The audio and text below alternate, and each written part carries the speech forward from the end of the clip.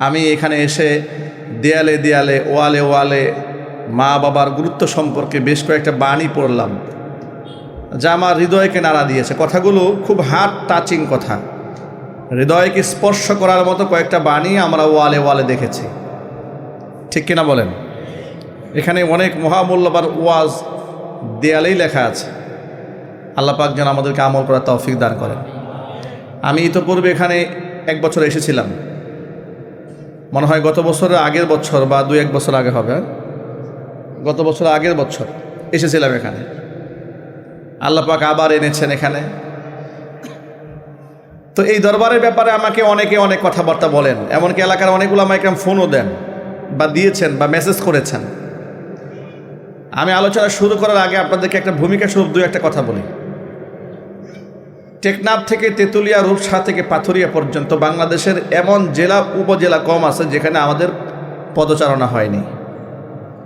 দেশের বাইরেও হয়েছে, ইন্ডিয়াতে একাধিক প্রদেশে বহুবার যাওয়া হয়েছে কোরআনের দাওয়াত নিয়ে।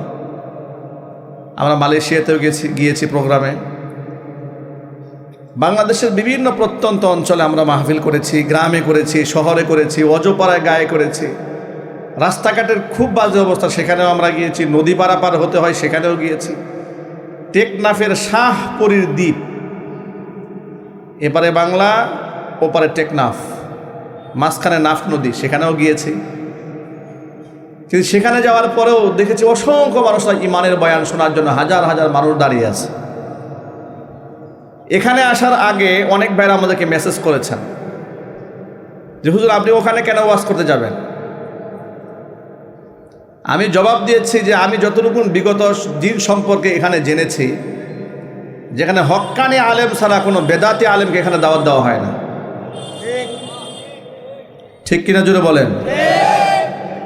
আমার জানা মতে, আমার জানার বাহিরে থাকতে পারে, আমার জানা মতে আমি যতটুকু জেনেছি বা এখানে এসে আমি যে কয়েকটা লাইন পড়েছি, যেখানে আকীদার বিষয়টা খুব পরিষ্কার করে দেওয়া হয়েছে, পরিচ্ছন্ন করে দেওয়া হয়েছে, আকীদার বিষয়গুলো লিখে দেওয়া হয়েছে।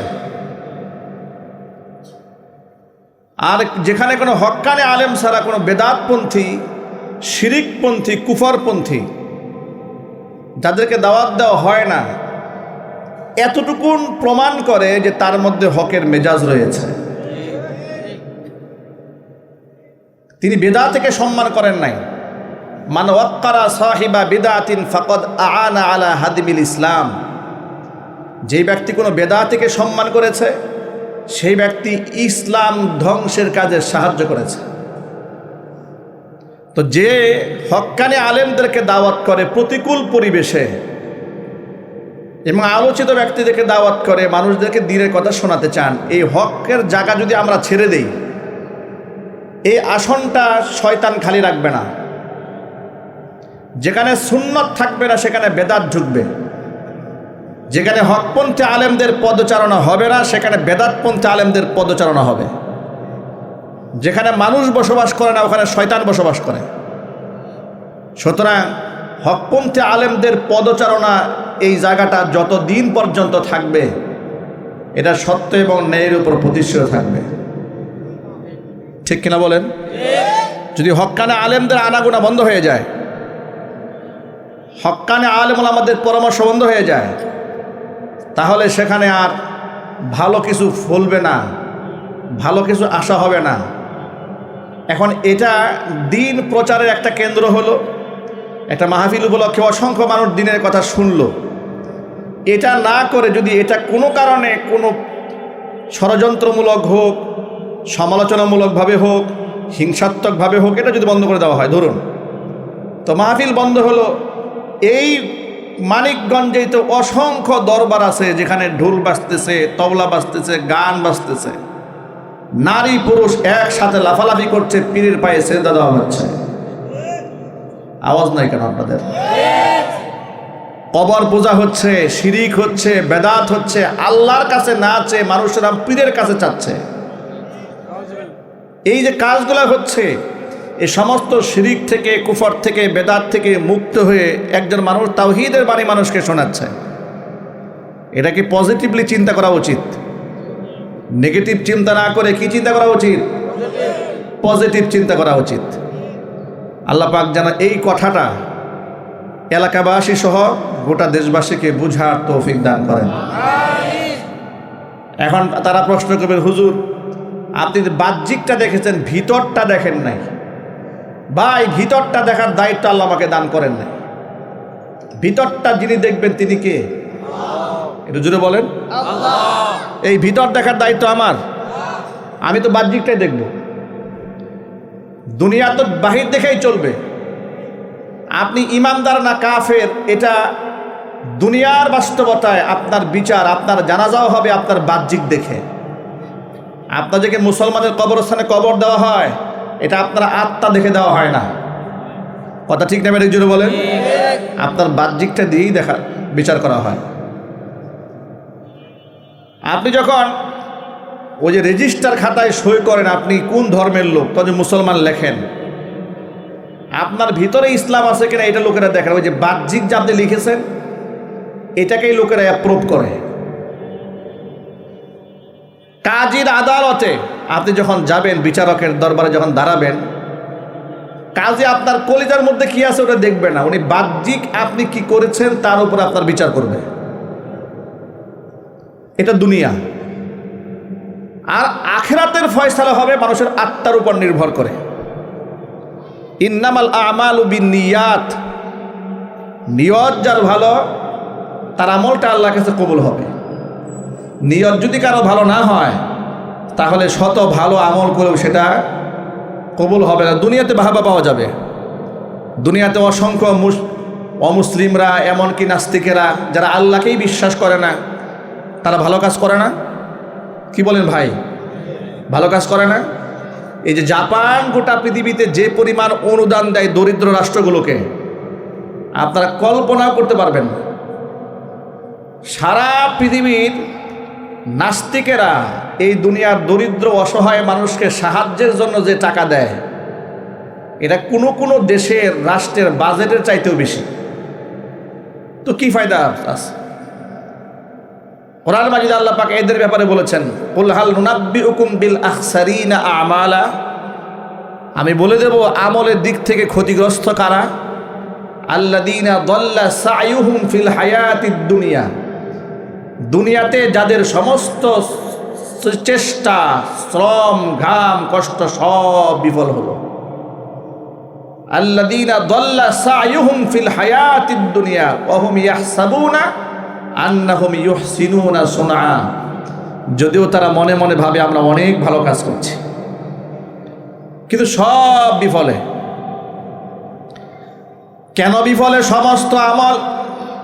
উলাইকাল্লাযীনা কাফারু বিআয়াতি রাব্বিহিম ওয়া লিকাইহি ফাহাবিতাত আ'মালুহুম ফালা নুকিমু লাহুম ইয়াওমাল কিয়ামাতি ওয়াজনা। কারণ তারা আমার আয়াতকে অস্বীকার করেছে, আমার সাক্ষাৎকে তারা অস্বীকার করেছে। কিয়ামতের দিন আমি আল্লাহর সামনে দাঁড়াতে হবে এই বিশ্বাস তাদের ছিল না। এমনকি আমার আয়াতের মধ্যে আমি যা বলে দিয়েছি সেগুলোকে তারা অস্বীকার করেছে, যার দরুন যত ভালো আমল দুনিয়াতে তারা করেছিল সব বরবাদ হয়ে গেছে, কিছুই থাকবে না। তাদের প্রাপ্তিটা কি তাহলে? যালিকা জাযাউহুম জাহান্নামু বিমা কাফারু ওয়াত্তাখাযু আয়াতি ওয়া রুসুলি হুজুয়া।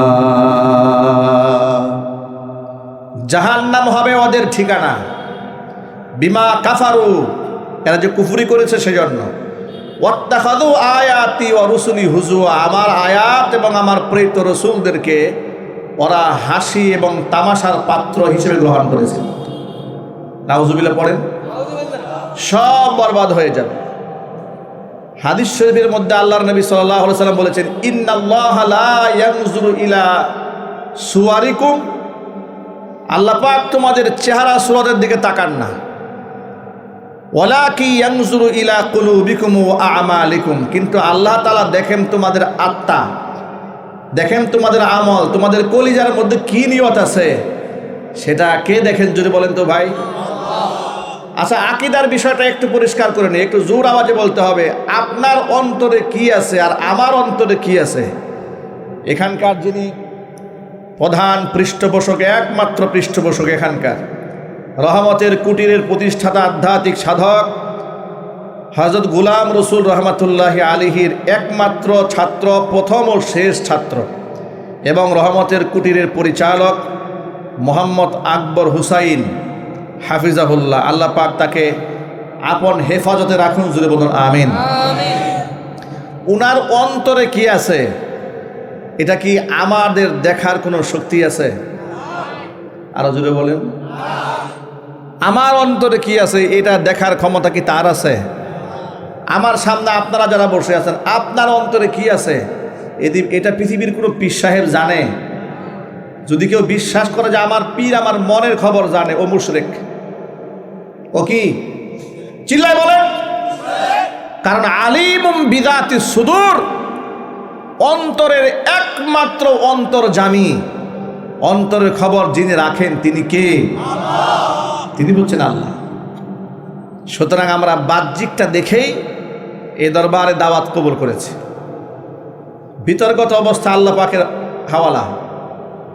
আর এই নিয়তে এখানে বসেছি যে হকপন্থী আলেমদের পদচারণা হলে বেদাতপন্থীরা দূরীভূত হবে, হকপন্থী আলেমদের পদচারণা হলে এলাকার মধ্যে সুন্নাহ জিন্দা হবে। কোরআন সুন্নাহর সঠিক বক্তব্য থেকে মানুষ মাহরুম হয়ে গেলে মানুষ জাহান্নামের প্রতি পরিচালিত হবে। কোরআন সুন্নাহর সঠিক বক্তব্য যদি মানুষ শোনে, সেই অনুযায়ী আমল করে, মানুষ জান্নাতের প্রতি পরিচালিত হবে। আমার অসংখ্য মায়েরা বোনেরা আমাদের বক্তব্য শোনার জন্য বসে আছেন। আজকে যদি কোরআন সুন্নাহ থেকে তাদেরকে একটা সঠিক খোরাক না দেওয়া যায়, তাহলে এই এলাকাবাসীও তো আল্লাহর কাছে দায়ী হয়ে যাবে, কর্তৃপক্ষ তো আল্লাহর কাছে জবাবদিহিতা করতে হবে যে এত আশা নিয়ে ভরসা নিয়ে শীতের রাতে ঘর ছেড়ে আরামের বিছানা ফেলে প্যান্ডেলে বসে আছে একটু কোরআন শোনার জন্য, আর সেখানে ভালো কথা না শুনে গাল গল্প, নাচানাচি, কুদাকুদি, ফালাফালি, হিংসা, অহংকার, গীবত, শেখার শুনে আমরা বাড়ি চলে গেলাম। ভাই, কোনো ফায়দা হলো? আল্লাহ পাক রব্বুল আলামিন যেন কথাগুলো আমাদেরকে বোঝার তৌফিক দান করেন, জোরে বলেন আমিন। এই অপারেটর ভাই, এই যে স্টেজ মনিটরে একটা আওয়াজ দেন। আসলে বক্স দিয়ে কন্ট্রোল করা খুব কঠিন, কিন্তু মাইক দিলে ভালো হয়। এইসব জায়গার মধ্যে মাইক দিতে হয়, কিন্তু শুধু বক্স দিয়ে এটাকে সাউন্ড সিস্টেম, বক্তার, আমরা তো কন্টিনিউ বার্তা বলি। নর্মালি এ ধরনের আয়োজনগুলো গানের মঞ্চে ভালো হয়, এরপরে বক্তৃতা মঞ্চে বা কোনো সিম্পোজিয়াম যেখানে 10 মিনিট কথা বলা হয়। আমাদের তো লং টাইম কথা বলতে হয়, কি বলেন? এই জন্য আমাদের কথা স্পষ্ট হতে হবে। মাইক্রোফোনের কমপক্ষে 4 আঙ্গুল দূর থেকে কথা টানতে হবে, কি বলেন?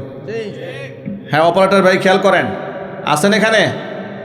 জি জি, একটু মেহরবানি করে যে স্টেজে একটু আওয়াজ দেন। হ্যাঁ, আপনাদের সেট ভালো, আমি সেট আপের বদনাম করছি না, মাশাল্লাহ সেট আপ অনেক সুন্দর, আলহামদুলিল্লাহ। আয়োজনও মাশাল্লাহ যথেষ্ট সুন্দর, মনোরম পরিবেশ। আপনার একটু বক্সে আওয়াজ বাড়িয়ে দেন যাতে আমি নর্মাল কথা বলতে পারি। আমি এখনও বয়ান শুরু করি নাই, নর্মাল কয়েকটা কথা বললাম, ভূমিকা শুরু, যে কথাগুলো জানানো খুব দরকার ছিল, ঠিক না ভাই? এটা আমার বিবেকে থেকে কথাগুলো বলেছি, কারণ অনেকে আমাকে প্রশ্ন করছেন, এমনকি আমার খাদেমকেও মেসেজ করেছে, এমনকি আমার সহপাঠী যিনি, এরপরে আমার সহচর, আমার সাথী, অনেকে মেসেজ করেছে, মাদানী হুজুর দাওয়াত কবুল করেছে ওখানে, কীভাবে হুজুর, এত বড় হুজুর এখানে আসতেছে, ইত্যাদি ইত্যাদি। তাহলে আমার এই ব্যাখ্যাটা এটাই যে আল্লাহ পাক যদি আমার ওসিলায় এই এলাকার মানুষের কানে একটু কোরআন সুন্নাহর কথা শোনান, এতেই আমার এই আগমন সার্থক, ঠিক কিনা বলেন? আল্লাহ পাক যেন কবুল করেন, জোরে বলেন আল্লাহুম্মা আমিন। আমি আলোচনা শুরু করার সময় আবারও বিনয়ের সাথে অনুরোধ করছি, মেহেরবানি করে প্যান্ডেলের মধ্যে সামিল হন। আমরা লম্বা কথা এখানে বলবো না, আমার পূর্ব নির্ধারিত আজকে আরেকটা প্রোগ্রাম রয়েছে এই মানিকগঞ্জ জেলাতে, একটু দূরে এখান থেকে। আজকে রহমতের কুটির মাহফিলটা, এখানে আপনার দায়িত্বশীল যিনি আছেন তিনি সরাসরি আমার সাথে যোগাযোগ করেছেন অল্প কিছুদিন আগে, কিন্তু আমাদের ডেট তো নর্মালি 6 মাস 1 বছর আগে এগুলো কমপ্লিট হয়ে যায়। 2025 এবং 26 সালে তো আমাদের ডেট নাই, তো এর সাথে আমাদের সমন্বয় করে দেওয়া হয়েছে, আমরা নির্ধারিত সময় মাইক ছেড়ে দেব। এই জন্য রাস্তা যারা ঘোরাফেরা করছেন মেহেরবানি করে প্যান্ডেলে বসে যান। আমরা আলোচনা শুরু করছি ইনশাআল্লাহ। আলহামদুলিল্লাহ আলহামদুলিল্লাহ নাহমাদুহু ওয়া নাস্তাঈনুহু ওয়া নাস্তাগফিরুহু ওয়া নু'মিনু বিহি ওয়া নাতাওয়াক্কালু আলাইহি ওয়া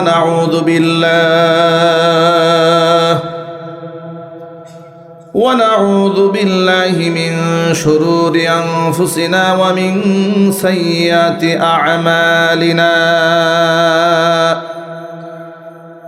من يهده الله فلا مضل له ومن يضلله فلا هادي له ونشهد أن لا إله إلا الله وحده لا شريك له ونشهد أن سيدنا ونبينا وحبيبنا وشفيعنا ومولانا محمدا عبده ورسوله الذي أرسله بالحق بشيرا ونذيرا وداعيا إلى الله بإذنه وسراجا منيرا. أما بعد فأعوذ بالله من الشيطان الرجيم. بسم الله الرحمن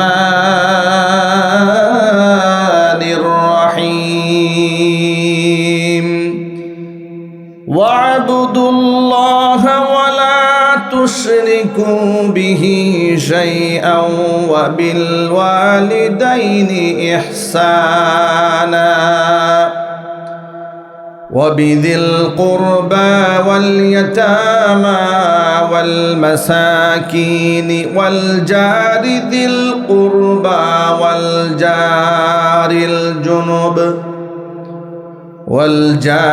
الجنب والصاحب بالجنب وابن السبيل وما ملكت أيمانكم إن الله لا يحب من كان مختالا فخورا. وقال تعالى في شان حبيبه ومحبوبه آمرا ومخبرا إن الله وملائكته يصلون على النبي يا أيها الذين آمنوا صلوا عليه وسلموا تسليما. اللهم صل على محمد وعلى آل محمد كما صليت على إبراهيم وعلى آل إبراهيم إنك حميد مجيد. اللهم بارك على محمد وعلى آل محمد كما باركت على إبراهيم وعلى آل إبراهيم إنك حميد مجيد. মোহাব্বতে জবান ছেড়ে দিয়ে সকলে মিলে কিছুক্ষণ জিকির করুন লা ইলাহা ইল্লাল্লাহ।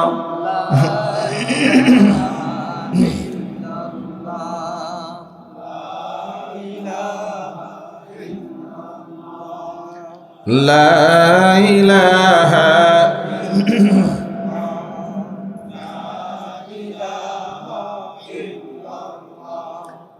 লা ইলাহা ইল্লাল্লাহ লা ইলাহা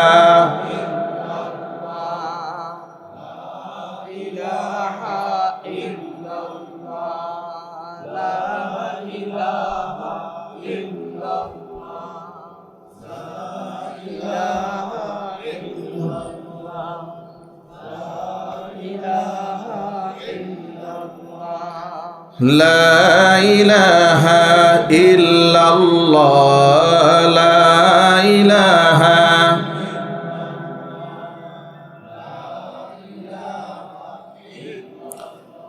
লা ইলাহা ইল্লাল্লাহ মুহাম্মাদুর রাসূলুল্লাহ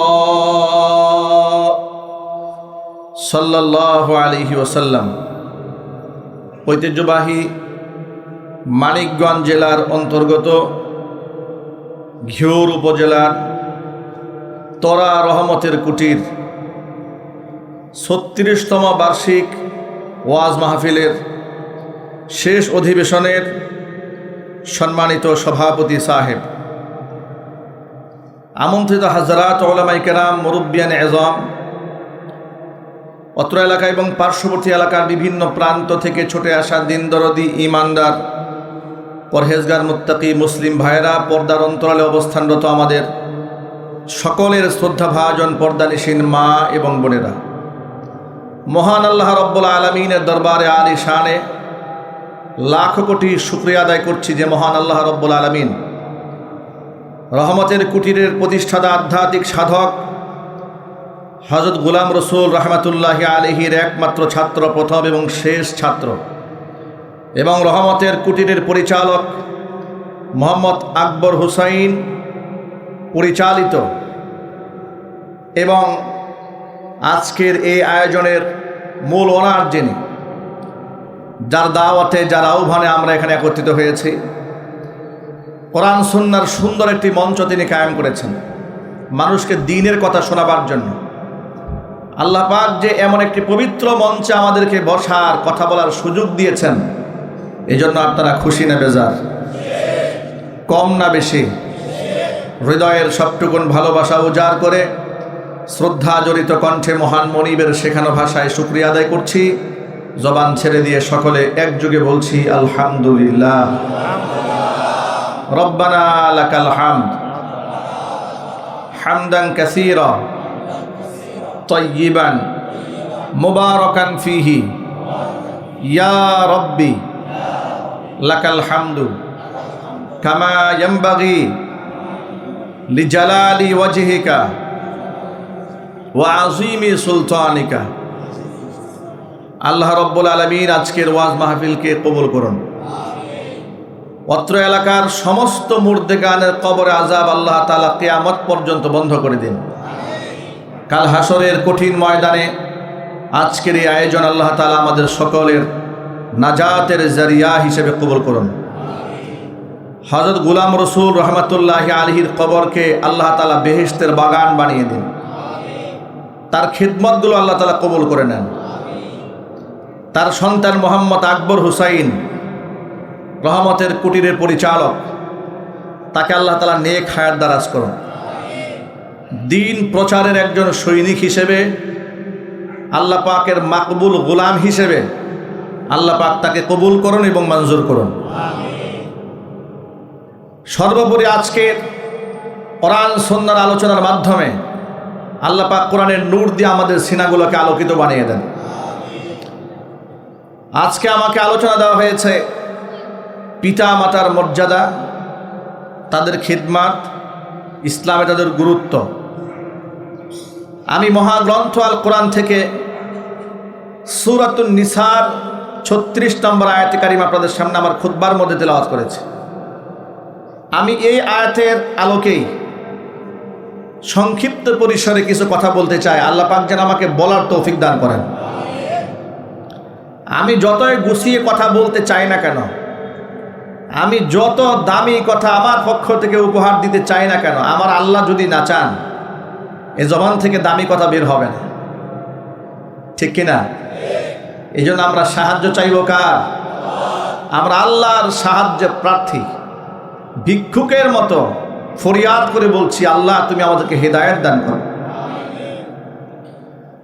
কোরআন কারীম আপনাদের সামনে বলার জন্য আমরা বসেছি, আপনারা শোনার জন্য বসেছেন। এই মজমাটা এত দামি হয়েছে যে আমাদের সেই দৃষ্টি নাই দেখার জন্য।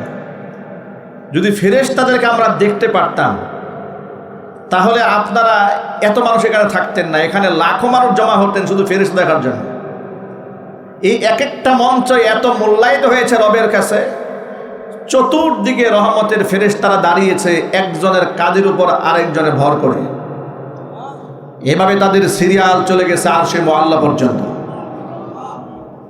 আল্লাহ পাক তাদেরকে ডেকে জিজ্ঞেস করছেন, কি ব্যাপার, কোথা থেকে এলে তোমরা? বলে রব্বুল আলামিন, দুনিয়াতে মানিকগঞ্জের ঘিউর এলাকাতে রহমতের কুটিরে এমন এক রহমতের বাগান সেজেছে, কিছু লোকেরা বসে তোমার প্রশংসা করছে, তোমার কোরআন থেকে আলোচনা করছে, তাসবিহ তাহলিল করছে, তোমার প্রশংসা করছে। আমরা সকলে মিলে চতুর্পাশে দাঁড়িয়েছি, জায়গা নাই, একজন আর একজনের কাঁধের উপর উঠেছি, এভাবে তাদেরকে এমনভাবে আবৃত করে ধরেছি, এমনকি একজনের কাঁধের উপর আরেকজন ভর করে করে আল্লাহ তোমার আরশে মুআল্লা পর্যন্ত পৌঁছে গেছি। জোর আওয়াজ বলেন সুবহানাল্লাহ। আল্লাহ পাক রব্বুল আমিন ফেরেশতাদেরকে প্রশ্ন করছেন, ও ফেরেশতারা, এই যে এতগুলো মানুষ আমার প্রশংসা করছে, ওরা কি আমি আল্লাহকে দেখেছে নাকি? ফেরেশতারা বলে, না, দেখেনি। যদি দেখতো তাহলে কি হতো? ফেরেশতারা বলে, রব্বুল আলামিন, তাহলে তোমার প্রশংসা আরো অনেক বেশি করতো। তো এত মানুষ জমা হলো কেন? ওরা আমার কাছে কি চায়? আল্লাহ তাআলা, এই সমস্ত মানুষগুলো তোমার কাছে জান্নাত চায়। আল্লাহ পাক প্রশ্ন করেন, ওরা কি কোনোদিন জান্নাত দেখেছে নাকি? বলে, না, জান্নাত ওরা দেখেনি। জান্নাত দেখলে কি হতো? রব্বুল আলামিন প্রতিযোগিতামূলকভাবে ধাবিত হওয়ার জন্য চেষ্টা করত। ওরা আমার কাছে কোন জিনিস থেকে পানা চায়? ফেরেশতারা বলে, রব্বুল আলামিন, এরা জাহান্নামের আগুন থেকে তোমার কাছে পানাহ চায়। আল্লাহ পাক বলেন, এরা কি জাহান্নামের আগুন কোনোদিন দেখেছে? ফেরেশতারা বলে, না। রব্বুল আলামিন, এরা জাহান্নামের আগুন কোনোদিন দেখেনি। তো জাহান্নামের আগুন যদি দেখতে পারো তাহলে কি হতো? সেখান থেকে বাঁচার জন্য আরো মরিয়া হয়ে উঠত। আল্লাহ পাক তখন ফেরেশতাদেরকে সাক্ষী রেখে ঘোষণা দিয়া বলেন, ও ফেরেশতারা শোনো, তোমরা সাক্ষী থাকো যে মানুষগুলো আমি আল্লাহকে না দেখে আমার প্রশংসা করে, আমার জান্নাত না দেখে আমার কাছে জান্নাত চায়, জাহান্নামের আগুন না দেখে জাহান্নামের আগুন থেকে বাঁচতে চায়, তোমরা সাক্ষী থাকো আন্নী কাদ গাফারতু লাহুম, আমি আল্লাহ তাআলা আমার সকল বান্দাদেরকে তাদেরকে ক্ষমা করে দিলাম। ওই সময় জনৈক ফেরেশতা আল্লাহকে বলে, আল্লাহ, তুমি যে এত মানুষকে ক্ষমা করে দিলে, এদের মধ্যে কিছু মানুষ তো তোমার জিকির করার জন্য বসে নাই, এমনি রাস্তা দিয়ে হেঁটে যাচ্ছিল, বিরাট আয়োজন দেখে বসে পড়েছে, তো সেও মাপ পাবে নাকি? আল্লাহ পাক তখন বলেন, হুমুল জুলাসা লা ইয়াশকা বিহিম জালিসুহুম, এরা আমার প্রশংসার জন্য বসার কারণে এত দামি মানুষের পরিণত তারা হয়েছে, তাদের গা ঘেঁষে যারা এমনিতে হাজিরা দিয়েছে তারাও বঞ্চিত হবে না। আমি আল্লাহ তাআলা তাদেরকেও মাফ করে দিয়েছে। জোরে বলেন সুবহানাল্লাহ। আমাদের দৃঢ় ঈমান রয়েছে হাদিসের উপরে, যে আমাদের চতুর্পাশে অসংখ্য ফেরেশতারা দাঁড়িয়ে গেছে। চিৎকার দিয়ে বলেন আল্লাহু আকবার। অসংখ্য ফেরেশতারা দাঁড়িয়ে আছে, আমাদেরকে নিরাপত্তা দিচ্ছে। আলহামদুলিল্লাহ বলেন। রাজনৈতিক প্রোগ্রাম করতে গেলে দেখবেন অনেক পুলিশ রাখতে হয়। এখানে যতজন লোক এসেছেন আর যতজন মানুষের আয়োজন, এখানে যদি এটা রাজনৈতিক প্রোগ্রাম হতো তাহলে কতজন পুলিশের প্রয়োজন হতো একটু আন্দাজ করেন আপনারা, ঠিক কিনা বলেন?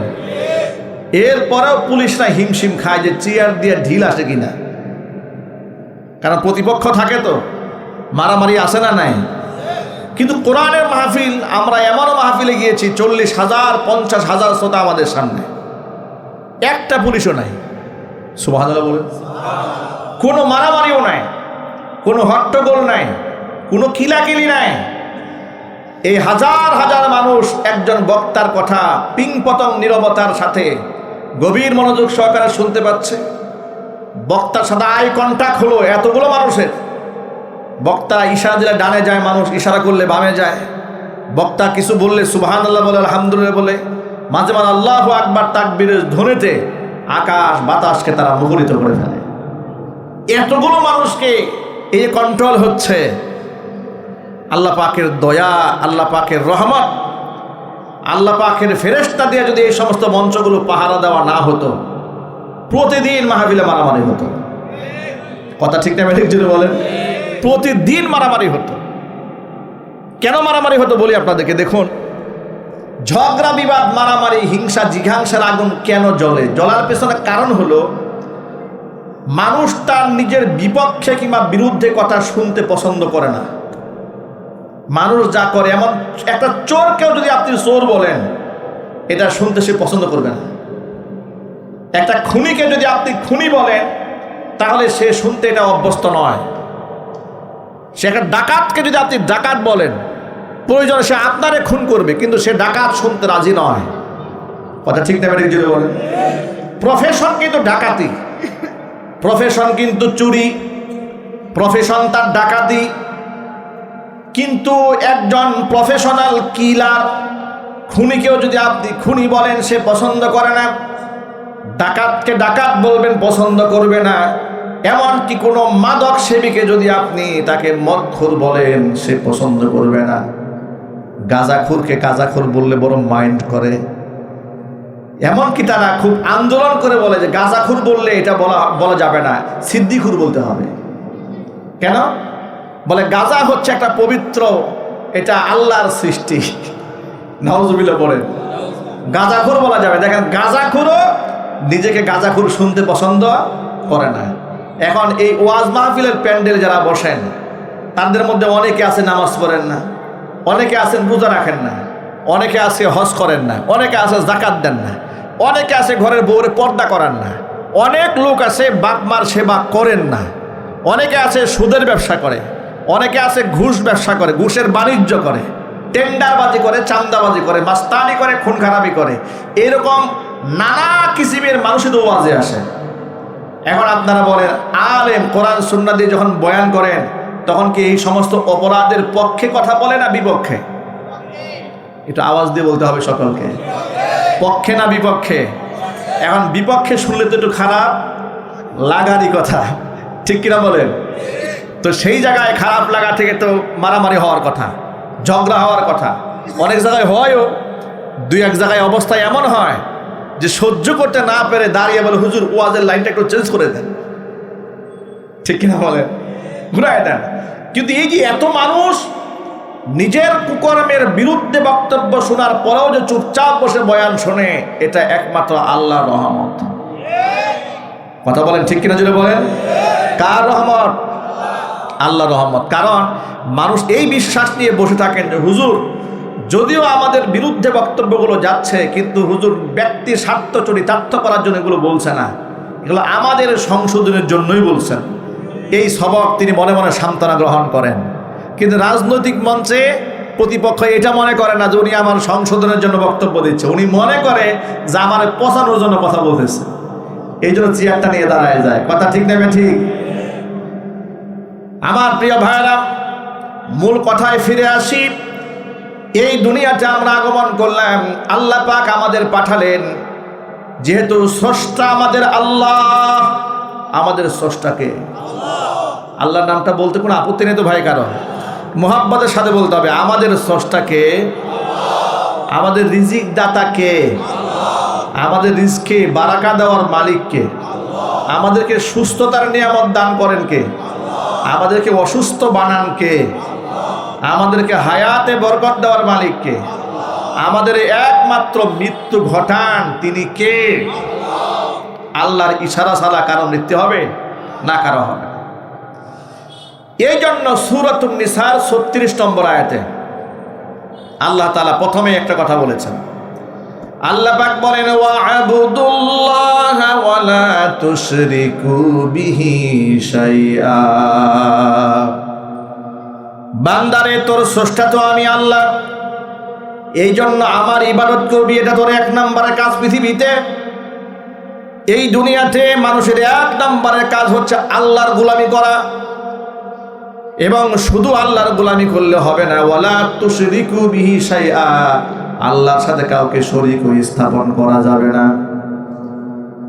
আল্লাহকে এক জেনে, এক ইলাহ মেনে, সমস্ত আইনদাতা, বিধানদাতা, হুকুমদাতা, লালনকারী, পালনকারী বিশ্বাস করে তার দাসত্ব করতে হবে এবং আল্লাহর ক্ষমতার সাথে কারও কোনো শরীক নাই, এই বিশ্বাস নিয়ে যদি বান্দা আল্লাহর গোলামি করে, তাহলে আল্লাহর নবী সাল্লাল্লাহু আলাইহি ওয়াসাল্লাম বলেছেন এটা বান্দার জন্য আল্লাহর উপরে হক হয়ে যায়। ওই বান্দা মরে গেলে আল্লাহ পাক ওরে জান্নাত দিয়ে দিবে। এটা আল্লাহ পাক বান্দার জন্য নিজের উপর হক বানিয়ে নিয়েছেন, যে যে বান্দা আমার গোলামি করবে, আমার সাথে শিরিক করবে না, ওই বান্দাকে আমি মাফ করে জান্নাত দিয়ে দিব। এটা হচ্ছে আল্লাহর উপরে বান্দার হক। আর বান্দার উপরে আল্লাহর হক হচ্ছে যে বান্দা আল্লাহর গোলামি করবে, কারোর সাথে শরীক স্থাপন করবে না। তাহলে আমাদের স্রষ্টাকে যদি বলেন, তার কোনো শরীক আছে? আল্লাহর কোনো মিসাল আছে? সৃষ্টিকর্তাকে আল্লাহ তাআলা আদমকে বানিয়েছেন মাটি থেকে, ঠিক কিনা? আল্লাহ তাআলা আদম আলাইহিস সালাতু ওয়াস সালামকে মাটি দ্বারা তৈরি করলেন। কোরআন মাজিদ আল্লাহ রাব্বুল আলামিন বহু আয়াতের মধ্যে তার বর্ণনা দিয়েছেন। এরপরে ফেরেশতা কুলদেরকে হুকুম করলেন আদমের পায়ে সিজদা দে, ফাসাজাদাল মালাইকাতু কুল্লুহুম আজমাউন, সমস্ত ফেরেশতা কুল আদমের পায়ে সিজদা দিয়েছে, কিন্তু ইল্লা ইবলিস আবা আইয়াকুনা মা'আস সাজিদিন, ইবলিস আদমের পায়ে সিজদা দেয়নি, সে সিজদা করতে অস্বীকার করেছে। আল্লাহ পাক ইবলিসকে ডেকে বলেছেন, ক্বালা ইয়া ইবলিসু মা লাকা আল্লা তাকুনা মা'আস সাজিদিন, ও ইবলিস কি ব্যাপার, সকল ফেরেশতারা আমার সৃষ্টি আদমকে সিজদা দিয়েছে, তুই সিজদা দিলি না কেন? ইবলিস আল্লাহর হুকুম পালন না করে, রবের হুকুমের সামনে দাসত্ব বরণ না করে, বরং যুক্তি এবং তর্কের কাছে চলে গেল। যুক্তি দিয়ে বলছে, ক্বালা লাম আকুল লি আসজুদা লি বাশারিন খালাকতাহু মিন সালসালিম মিন হামাইম মাসনুন। আল্লাহ তাআলা পচা দুর্গন্ধময় কাদা মাটি থেকে, ঠনঠনে মাটি, সেই মাটি থেকে তুমি আদমকে বানালে, আর আমি তার সিজদা দেব, এটা কি, আমি কি এরকম ঠুনকো সৃষ্টি হয়ে গেলাম? আমার কি কোনো প্রেস্টিজ নাই? আমি কি এতটা নিচু সৃষ্টি? সুতরাং লাম আকুল্লি আসজুদা লি বাশারিন, আমি ওই মানুষের সিজদাকারী নই। খলাকতাহু, যাকে তুমি সৃষ্টি করেছো, মিন সালসালিম মিন হামাইম মাসনুন, দুর্গন্ধযুক্ত কাদা মাটি থেকে, ঠনঠনে শুকনা মাটি দিয়ে যে আদম বানিয়েছ, আমি ওই আদমের সামনে সিজদা দিতে পারি না। কারণ খলাকতানি মিন নার ওয়া খলাকতাহু মিন তিন, ওরে বানিয়েছো মাটি দিয়ে, আমাকে বানিয়েছো আগুন দিয়ে। আগুনের স্বভাব উপরে থাকা, মাটির স্বভাব নিচে থাকা, সুতরাং আমি তো সৃষ্টিগতভাবে আদমের চাইতে বেশি সম্মানিত, সুতরাং আদমের সামনে আমি মাথা নত করব না। চিৎকার দিয়ে বলেন নাউজুবিল্লাহ, আরো জোরে বলেন নাউজুবিল্লাহ। এখানে সে যুক্তি তর্কের ধার ধরেছে। আপনাদের সকল ভাইদেরকে একটা মৌলিক কথা বলে দেই, ইসলামের সমস্ত আহকামাত গায়েবের ব্যাপার, এগুলা বিশ্বাস এমনভাবে করতে হবে যে কোনো প্রকার যুক্তি এবং তর্ক ছাড়া, কোনো প্রকার যুক্তি এবং তর্ক ছাড়া হাসি মুখে আল্লাহ এবং তার রসুলের আনিত সকল বিধানগুলো মেনে নিতে হবে। কোনো যুক্তি তর্কের কাছে যাওয়া যাবে না। কথা ঠিক নেবে? ঠিক। যুক্তি তর্ক দিয়ে তো আপনি ইসলাম মানতে পারবেন না। যুক্তি তর্ক দিয়ে আপনি গায়েব বিশ্বাস করবেন কিভাবে? যুক্তি তর্ক দিয়ে আপনার ওজু নষ্ট হয়েছে, বায়ু নির্গত হয়েছে, আপনার ওজু করতে হবে কেন? কোন যুক্তি আছে এখানে? যদি বায়ু যেখান থেকে নির্গত হয়েছে, যদি এটা আপনি 14 বার ধৌত করেন, তাহলে একটা যুক্তি আছে, এখান থেকে বায়ু নির্গত হয়েছে, তা ধোয়ার বিধান এসছে। বায়ু নির্গত হলো একদিক দিয়ে, আপনি ওযু করলেন আরেক অঙ্গ প্রত্যঙ্গ। কি আপনি যুক্তি দেখাবেন এখানে? আপনি আল্লাহকে দেখেননি, ফেরেশতাও দেখেননি, জিন জাতি দেখেননি, আলামে বারজাখের কবরের শাস্তি সম্পর্কে আমরা কেউ দেখিনি, মিজান দেখিনি, ফুলসিরাত দেখিনি, মিজানের পাল্লায় আমলনামা ওজন দেওয়া হবে এটাও দেখিনি, ফুলসিরাত দেখিনি, জান্নাত দেখিনি, জাহান্নাম দেখিনি, ফেরেশতা দেখিনি। এত কিছু না দেখেও বিনা যুক্তিতে বিনা তর্কে এমনভাবে ঈমান আমরা এনেছি, যদি আমাদেরকে এই সমস্ত বিশ্বাস থেকে দূরে সরায় দেওয়ার জন্য জবাই করা হয়, আমরা জবাই হয়ে যাব, বিশ্বাস থেকে এক চুল পিছপা হব না। কথা ঠিক না ঠিক? ঈমানের ক্ষেত্রে কোনো কম্প্রোমাইজ নাই, এখানে যুক্তি তর্কের বিষয় নয়। তাহলে বলবেন যুক্তি তর্কের বিষয় না, তাহলে মানলাম কেমনে? মেনেছি কোরআনে পেয়েছি, নবী করিম সাল্লাল্লাহু আলাইহি ওয়াসাল্লামের হাদিসে পেয়েছি। কোরআন আর হাদিসের মধ্যে যা এসেছে অকাট্যভাবে মেনে নিতে হবে, কোনো প্রশ্ন করা যাবে না। কারণ কোরআন মাজিদের মধ্যে আল্লাহ পাক নিজে বলে দিয়েছেন, শোনো, ফালা ওয়া রাব্বিকা লা ইউমিনুনা হাত্তা ইউহাক্কিমুকা ফীমা শাজারা বাইনাহুম সুম্মা লা ইয়াজিদু ফী আনফুসিহিম হারাজাম মিম্মা কাদাইত ওয়া ইউসাল্লিমু তাসলিমা। নবীজি, আপনার রব আমি আমার নিজের জাতের কসম করে বলি, ততক্ষণ পর্যন্ত ওরা ইমানদার হতে পারবে না যতক্ষণ না পর্যন্ত তাদের মধ্যে অমীমাংসিত বিষয়ে আপনাকে বিচারক মনে না করবে, ফয়সালাকারী না মানবে। শুধু ফয়সালাকারী মানলেই হবে না, আপনাকে ফয়সালাকারী মানার পরে আপনি যে মতামত ব্যক্ত করবেন হাসি মুখে, মনের মধ্যে কষ্ট না রেখে যতক্ষণ মানতে পারবে না ততক্ষণ পর্যন্ত এরা ইমানদার হতে পারবে না। তাহলে আয়াত কি প্রমাণ করলো? নবী করিম সাল্লাল্লাহু আলাইহি ওয়াসাল্লামের কোনো ফয়সালা হাসি মুখে যদি কোনো মুসলমান না মানে, তাহলে কি তার ঈমান থাকবে? কথা বুঝতে কষ্ট হচ্ছে ভাই? কোরআনের এই আয়াত কি প্রমাণ করলো? নবী করিম সাল্লাল্লাহু আলাইহি ওয়াসাল্লামের কোনো সিদ্ধান্ত যদি কোনো মুসলমান অন্তর থেকে কোনো প্রকার যুক্তি তর্কের কাছে না গিয়ে হাসি মুখে যতক্ষণ পর্যন্ত না মানবে ততক্ষণ পর্যন্ত ব্যক্তিকে ঈমানদার বলার কি কোনো সুযোগ আছে? না, কোনো সুযোগ নাই। আল্লাহ এবং তার রাসূলের কথাকে আমরা এভাবে বিশ্বাস করি। আল্লাহ পাক যেহেতু আমাদের স্রষ্টা, আল্লাহ পাক বলেন, বান্দারে তোদের উপরে সবার আগে আমি আল্লাহর হক, কারণ দুনিয়াতে তোকে আমি পাঠিয়েছি।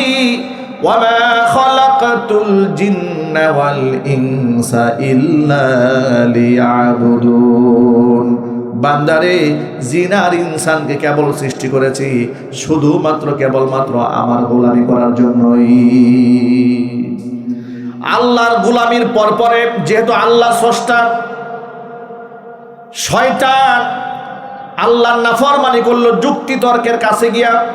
আল্লাহ পাক শয়তানকে জানিয়ে দিল, ক্বালা ফাখরুজ মিনহা ফাইন্নাকা রাজিম, তুই বিতাড়িত হয়ে যা, তুই জান্নাত থেকে বের হয়ে যা, অবশ্যই তুই মারদুদ বিতাড়িত। শয়তান বলল, রব্বুল আলামিন ক্বালা রাব্বি বিমা আগওয়াইতানি লাউযায়্যিনান্না লাহুম ফিল আরদি ওয়া লাউগবিয়ান্নাহুম আজমাইন। আয় আমার রব, যে আদমকে সিজদা না দেওয়ার কারণে তুমি আমারে গুমরাহ বানিয়েছো, আমি কসম করে বললাম দুনিয়াটাকে ওই আদম সন্তানদের জন্য অত্যন্ত সুন্দর করে সুশোভিত করে আমি সাজিয়ে তুলব, যাতে করে মানুষেরা তোমার দাসত্বের কথা ভুলে যায়, এদেরকে আমি গুমরাহ বানায় ফেলবো। জোরে জোরে বলেন নাউজুবিল্লাহ। আল্লাহ রাব্বুল আমিন তখন বললেন, শোন। শয়তান বলল, আমি অবশ্যই আদম সন্তানের জন্য, আদমের জন্য গোটা দুনিয়াটাকে সাজিয়ে গুছিয়ে তুলব, তবে ইল্লা ইবাদাকা মিনহুমুল মুখলাসিন, তবে তোমার মুখলিস বান্দা যারা, তাদের সাথে তো আমি পেরে উঠবো না, কারণ মুখলিস বান্দাদের সাথে শয়তান পেরে ওঠে না। আল্লাহ রাব্বুল আমিনের সাহায্যে মুখলিস বান্দারা শয়তানের উপরে বিজয় লাভ করে। জোরে বলেন সুবহানাল্লাহ। ছোট্ট একটা প্রমাণ দেয় আপনাদের সামনে, যে শীতকাল শুরু হয়েছে, ফজরের নামাজের সময় ওযু করে নামাজ পড়া কি সহজ না কঠিন? জোরে বলেন। অনেক কঠিন কাজ, কিন্তু আল্লাহর মাহবুব বান্দা যারা, তারা কিন্তু এই কঠিন কাজটা তাদের জন্য আল্লাহ সহজ বানিয়ে দিয়েছেন।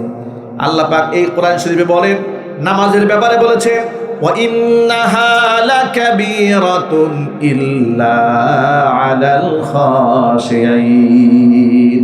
শুধুমাত্র ফজরের নামাজটা নয়, যত নামাজ আছে, যাদের অন্তরে আল্লাহর ভয় নাই, তাদের কাছে নামাজের চাইতে কঠিন কোনো কাজ এই পৃথিবীতে নাই। কথা ঠিক কিনা জোরে বলেন? যাদের অন্তরে আল্লাহর ভয় নাই, তাদের কাছে নামাজের চাইতে কঠিন কোনো কাজ পৃথিবীতে নাই। ও সারাদিন কামলা দিতে পারবে, কিন্তু নামাজ পড়তে কষ্ট লাগবে। কামলা দিতে কোনো কষ্ট নাই। কথা বলে না কেন? ব্যবসা প্রতিষ্ঠানে ঘন্টার পর ঘন্টা বসে থাকে, কষ্ট হয় না? 50 কেজির বস্তা মাথার মধ্যে নিয়েছে, কষ্ট হয় না? কষ্টকে কষ্টই মনে করে না। 10টা 20টা ইট কাঁধে তুলে নিয়েছে, তাতেও কষ্ট মনে করে না। 2 জনের জায়গায় 3 জন প্যাসেঞ্জার রিক্সায় চলে ইচ্ছা মতো টানতেছে, প্যাডেল মারছে, কষ্টকে কষ্ট মনে করে না। কিন্তু 5টা মিনিট সময়ের জন্য ওযু করে নামাজে 10টা মিনিট সময় দাঁড়ায় থাকবে, এটা তার সহ্য হয় না। মানে নামাজের চাইতে বড় বোঝা তার কাছে আর কিছুই নাই। ঠিক না ঠিক বলে? খেলা দেখবে রাতের বেলায়, যে শীতকাল এসেছে দেখবেন ব্যাডমিন্টন খেলবে, এরপরে রাতের বেলায় ঘন্টার পর ঘন্টা প্রচন্ড কুয়াশার মধ্যে খেলাধুলা করবে, তাতেও সমস্যা নাই। এমনকি ফজরের নামাজের পর পরে ডায়াবেটিসে দুঃখীরা যেভাবে দৌড়ানো শুরু করে, ঠিক না ঠিক বলে? ডাক্তার বলেছে তুই না দৌড়ায় তুই মরবি। ডাক্তারের কথা শুনে সাত সকালে বের হয়ে গেছে হাফ প্যান্ট পরে, বউ দৌড়ায়, জামাইও দৌড়ায়। পাশে মসজিদে জামাত হচ্ছে, কপাল পোড়া। আল্লাহর ঘর মসজিদে সেজদা দিয়ে যা, না সেজদা দিবে না। ডায়াবেটিস ভালো করার জন্য দৌড়াচ্ছে, কিন্তু ডায়াবেটিস যে দিল সেই মালিকের সাথে সম্পর্ক নাই। কথা ঠিক না ঠিক বলে? বেটা মালিকের সাথে সম্পর্ক বানাও। সুস্থতা দেওয়ার মালিককে। কপাল পুরারা এইভাবে ঠকে। আল্লাহ পাক এই কথাটা কোরআন মাজিদে বলেন, ওয়া ইন্নাহা লাকাবীরাতুন ইল্লা আলাল খাশিয়িন। নামাজ এত ভারী বোঝা, এটা ছোটখাটো কোনো বিষয় নয়। যাদের অন্তরে আল্লাহর ভয় নাই, জাহান্নামের আগুনের ভয় নাই, তাদের কাছে এই জমিনে নামাজের চাইতে বড় কোনো আমল নাই। সবচেয়ে কষ্টের আমল হচ্ছে নামাজ পড়া। তাদের কাছে, পক্ষান্তরে ইমানদারদের কাছে নামাজের চাইতে প্রিয় এবং সহজ কোনো আমল নাই। সুবহানাল্লাহ বলেন। নবী করিম সাল্লাল্লাহু আলাইহি সাল্লাম বলেছেন, জুইলাত কুররাতু আইনি ফিস সালাহ। আমার চোখের শীতলতা এটা আল্লাহ পাক আমাকে নামাজে দান করেছেন। নামাজে দাঁড়ালে আমার দিলও ঠান্ডা হয়ে যায়, আমার চোখটাও ঠান্ডা হয়ে যায়। চিৎকার দিয়ে বলেন আল্লাহু আকবার। এই জন্য ইমানদারেরা সুযোগ পেলে নামাজে দাঁড়িয়ে থাকে, সময় ওয়েস্ট করে না, নষ্ট করে না, লস করে না। আব্বাদ ইবনে বিশির রাদিয়াল্লাহু তাআলা আনহু, হাদিস শরীফের মধ্যে এসেছে, নবী করিম সাল্লাল্লাহু আলাইহি সাল্লাম জিহাদের ময়দান থেকে ফিরে আসতেছিলেন। ক্লান্ত পরিশ্রান্ত দেহ নিয়ে সাহাবায়ে কেরামের কাফেলা নিয়ে এক জায়গায় তাঁবু গাড়লেন রাতের বেলায় রাত্রি যাপন করার জন্য। সবাই যখন ঘুমায় গেল, নবীজি সাল্লাল্লাহু আলাইহি সাল্লাম 2 জন সাহাবীকে দায়িত্ব দিলেন, ও সাহাবীরা, তোমাদের মধ্যে কে আছো রাতের বেলায় জেগে জেগে এই মুজাহিদদেরকে পাহারাদারি করবে? আব্বাদ ইবনে বিশির দাঁড়ালেন, আরেকজন আম্মার ইবনে ইয়াসির দাঁড়ালেন। 2 জন সাহাবী দাঁড়িয়ে গেলেন বাই রোটেশন, মানে অর্ধ রজনী পর্যন্ত একজন জেগে থাকবে, আরেকজন পাহারা দেবে। বাকি অর্ধেক রাত উনি ঘুমায় থাকবে, আরেকজন পাহারা দেবে। এইভাবে দায়িত্ব দেওয়া হলো। সাহাবায়ে কেরাম সবাই ঘুমায় আছে, নবী করিম সাল্লাল্লাহু আলাইহি ওয়াসাল্লাম আরাম করছেন। সবাই ক্লান্ত, জিহাদের ময়দান থেকে আসতেছে, সব ক্লান্ত। আব্বাদ ইবনে বিশির রাদিয়াল্লাহু তাআলা আনহু দাঁড়ালেন, দাঁড়িয়ে দেখেন যে সবাই ঘুমায় আছে, আর আমি একা একা বসে আছি। তখন তার ওই মোবাইল টিপার জমানা না। এই যে সময়টা, এই আমি দাঁড়িয়েই তো আছি, আমি কি শুধু শুধু দাঁড়িয়ে থাকবো? না, এই সময়কে কাজে লাগাতে হবে। একটু জোরে বলতে হবে সুবহানাল্লাহ। সময়কে কাজে লাগাতে হবে। তো কেমনে কাজে লাগাবো? নফল নামাজে দাঁড়িয়ে থাকি, কাটিয়ে দেই নামাজে দাঁড়িয়ে গেলেন। নামাজের মধ্যে সূরা আর রহমান তেলাওয়াত করতেছিলেন। আর রহমানু আল্লামাল কুরআন খলাকাল ইনসান আল্লামাহুল বায়ান।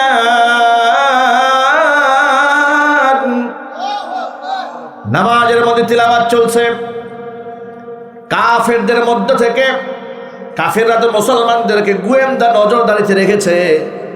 রাতের বেলায় দেখে তাবুগারা, তাদের মধ্য থেকে সোজা হয়ে একজন দাঁড়িয়ে আছে, দূর থেকে তীর মেরে দিয়েছে। তীরটা আব্বাদ ইবনে বিশর রাদিয়াল্লাহু তাআলা আনহুর বাজুর মধ্যে এসে ঢুকে গেছে। লোহার আংটাওয়ালা তীর শরীরের মধ্যে যখন গিতে গেছে, নামাজ ছাড়ে না, নামাজ দাঁড়ায় আছে।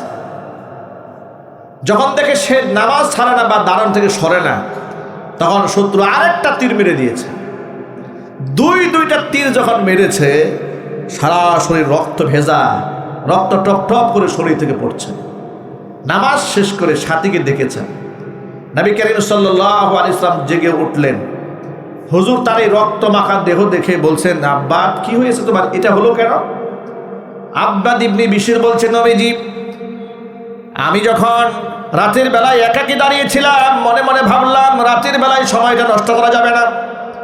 সবাই যেহেতু ঘুমিয়ে পড়েছে, দাঁড়িয়ে যেহেতু থাকবো, শুধু শুধু দাঁড়িয়ে থাকবে কেন, সময়টা নামাজে কাটাইয়া দেই। এই জন্য নামাজে দাঁড়ালাম। কিন্তু নামাজে দাঁড়িয়ে সূরা তেলাওয়াত করতেছিলাম, আর এত মজা লাগতেছে নামাজের সূরাটা। নামাজে সূরা পড়তে গিয়ে এত মজা পেয়েছি, আমার গায়ের মধ্যে তীর এসে লেগেছে। আমার মনে হচ্ছিল আমি যদি শহীদ হয়ে যাই, নামাজের তেলাওয়াতের যে মজা পেয়েছি, এই মজা ছেড়ে দেওয়া সম্ভব হবে না। আরেকটা তীর এসে যখন বিদ্ধ হলো, আমি শহীদ হয়ে গেলেও নামাজ ছাড়তাম না, কিন্তু পরক্ষণে আমার মনে হলো দুইটা তীর বিদ্ধ হয়েছে, আরেকটা তীর এসে যদি আমার বুকটাকে ঝাঁঝরা করে দেয়, যদি আমি শহীদ হয়ে পড়ে যাই, সাহাবায়ে কেরাম ঘুমন্ত অবস্থায় আক্রান্ত হবে, শত্রু বাহিনী নবীজির উপর হামলা করবে, সাহাবীরা ক্ষতবিক্ষত হবে। ওই চিন্তা যদি মাথার মধ্যে না আসতো, ও নবীজি আল্লাহর কসম করে বলি, নামাজে যে মজা পাচ্ছিলাম, নামাজ ছেড়ে দিতাম না। ভাইরা, ইমানদারদের কাছে নামাজ এত মজার আমল। আল্লাহু আকবার বলেন। পক্ষান্তরে মুনাফিকের কাছে নামাজ মজা লাগে না, অস্থিরতা, ব্যাকুলতা, খুব বিদ্যুৎ অবস্থা, মনে হচ্ছে নামাজের বিধানটা যদি না আসতো, এরকম একটা চিন্তা ভাবনা করে মুসলমানরা। আল্লাহ যেন আমাদেরকে হেদায়েত দান করেন। ভাই একটু জুড়ে বলেন আল্লাহুম্মা আমিন।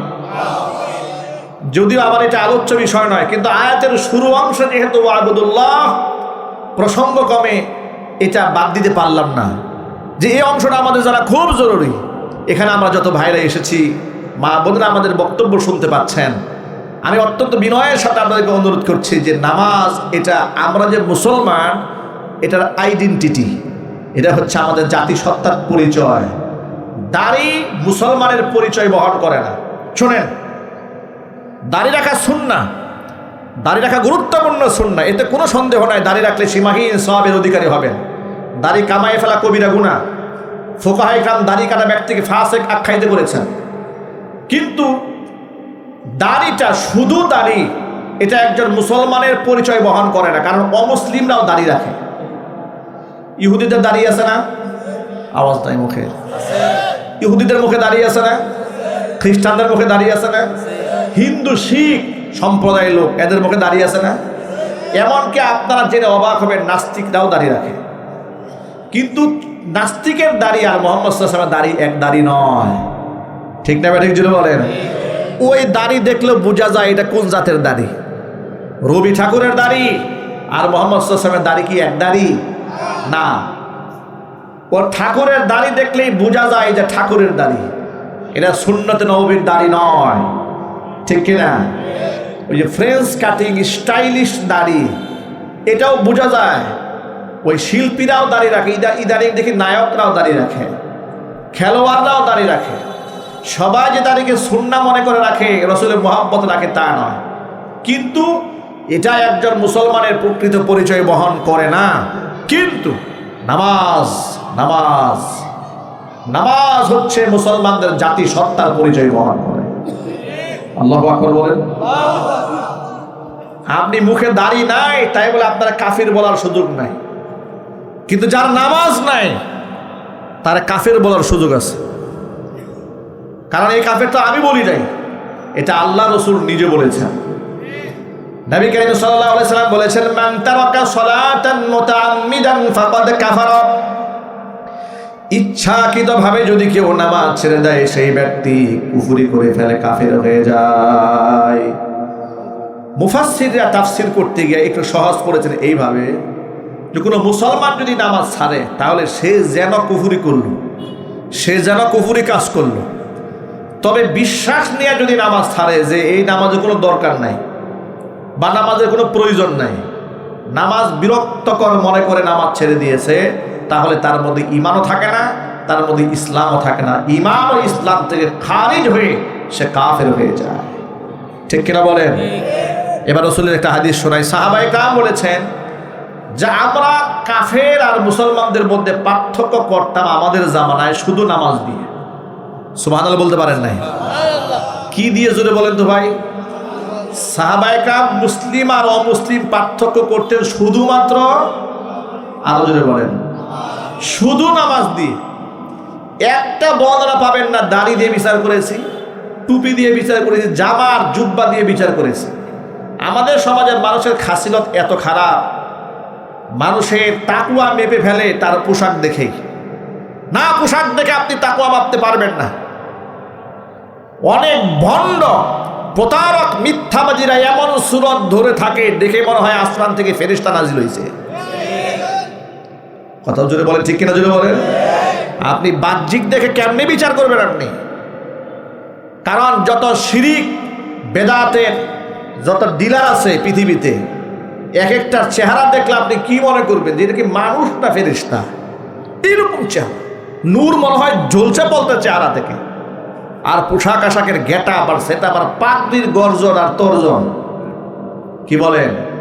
হুজুরের লাঠি ধরার জন্য ৩৬ জন খাদেম, লুঙ্গি টানার জন্য ৩২ জন খাদেম, বদনা নেওয়ার জন্য ৩৬ জন আছে। এরপরে মুসাফা করার জন্য সিরিয়াল তো ধরছেন একেবারে এই মাথা থেকে ওই মাথা পর্যন্ত। হুজুরের শান আর শওকত কি বিশাল ব্যাপার স্যাপার। খোঁজ খবর নিয়ে দেখবেন মুরিদদের সেজদা নিজের পায়ে নিতেছে।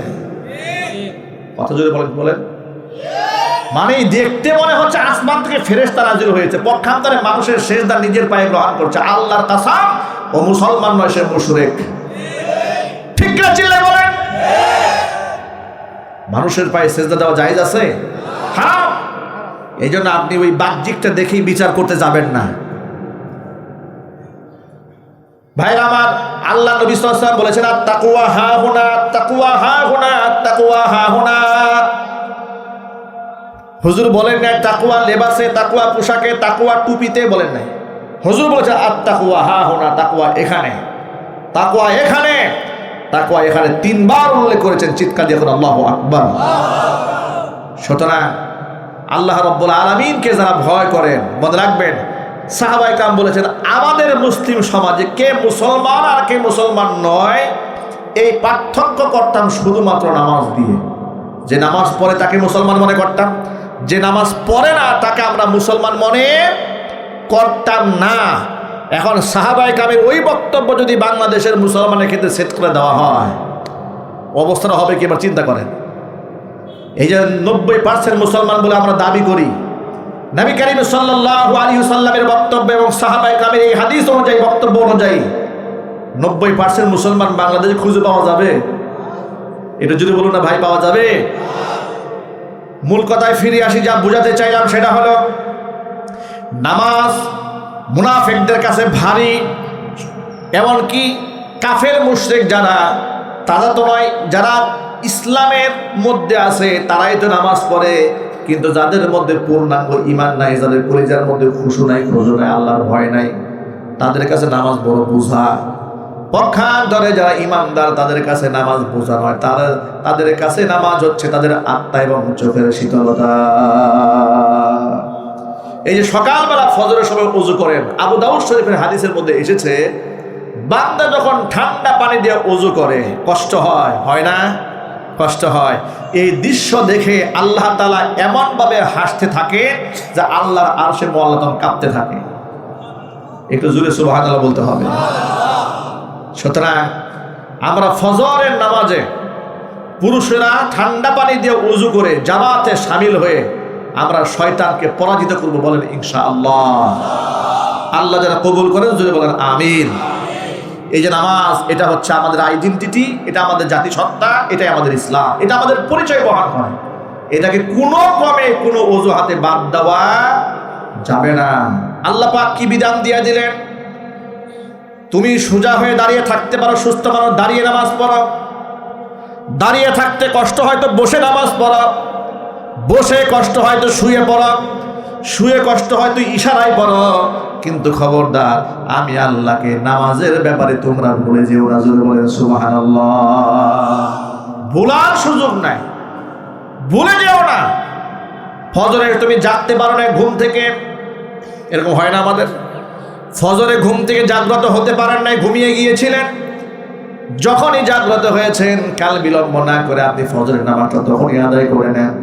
নবী করিম সাল্লাল্লাহু আলাইহি সাল্লাম বলেছেন, যে ব্যক্তি ঘুমের কারণে ফজরের নামাজটা পড়তে পারে নাই, ওই ব্যক্তি নামাজ কাজা হয়ে যাওয়ার অবস্থা হবে না, সেই ব্যক্তি নামাজ কাজা করবে না, বরং ঘুম থেকে উঠা মাত্র সেই ব্যক্তি আদায়ের নিয়তে নামাজ পড়বে। তার জন্য নামাজের ফজরের ওয়াক্তটাই ঘুম থেকে যখন জাগ্রত হয়েছে সেটাই তার জন্য ওয়াক্ত। আর কত সহজ চান বলেন? আপনি যখন জেগেছেন আপনার জন্য সেটা আল্লাহ নবী ওয়াক্ত হিসেবে ঘোষণা করেছেন। চিৎকার দেখুন আল্লাহু আকবার। সুতরাং আল্লাহ পাক যেন আমাদেরকে কবুল করে, জোরে বলেন আমিন। দ্বিতীয় পয়েন্টে আসেন, যেহেতু স্রষ্টা আল্লাহ তাআলা, সুতরাং আল্লাহর হক সবার আগে। আল্লাহর হকের পর পর আল্লাহ পাক বললেন ওয়াবিল ওয়ালিদাইনি ইহসানা। আমি আল্লাহর হক আদায় করে, ও বান্দারে, জমিনের মধ্যে তোর সবচেয়ে বড় হক তোর উপরে তোর বাবা মা। বাবা মার হকের ব্যাপারে নবী করিম সাল্লাল্লাহু আলাইহি ওয়াসাল্লামকে প্রশ্ন করা হলো, মা হাক্কুল ওয়ালিদাইনি আলাইনা ইয়া রাসূলুল্লাহ। হে আল্লাহর রাসূল, আমাদের বাবা মার কতটুকু হক আছে আমাদের উপরে? নবীজি সুন্দর করে সংক্ষেপে জবাব দিয়ে দিলেন। হুজুর বললেন, হুমা জান্নাতুকা ওয়া নারুকা। বাবা মায়ে তোমার জন্য জান্নাত, বাবা মায়ে তোমার জন্য জাহান্নাম। এর মানে হলো, তোমার খেদমতে, তোমার আচার আচরণে, তোমার ব্যবহারে তোমার বাবা মা যদি খুশি হয়ে যান, তাহলে তোমার জন্য আল্লাহর জান্নাত ওয়াজিব হয়ে যাবে। আর তোমার আচরণে বাবা মা যদি নাখোশ হয়ে যান, কষ্ট যদি পান, তাহলে আল্লাহর জান্নাত হারাম হয়ে জাহান্নাম ওয়াজিব হয়ে যাবে। আমি সকল ভাইদের কাছে জানতে চাই, নামাজ পড়ে, রোজা রেখে, হজ করে, যাকাত দিয়ে সারা জীবন আল্লাহর জন্য কষ্ট করে কি আমরা জাহান্নামের আগুনে পড়তে চাই? আরো জোরে বলুন চাই। জাহান্নামের আগুনে যদি পড়তে না চাই, বাবা মার খেদমত করতে হবে। তবে এই ক্ষেত্রে একটা মূলনীতি বলে দেই। নবী করিম সাল্লাল্লাহু আলাইহি ওয়াসাল্লাম বলেছেন, লা তাআতা লিমাখলুকিন ফি মাসিয়াতিল খালিক। আল্লাহর অবাধ্যতা করে আপনি কোনো বান্দা সৃষ্টির সন্তুষ্টি কামনা করতে পারবেন না।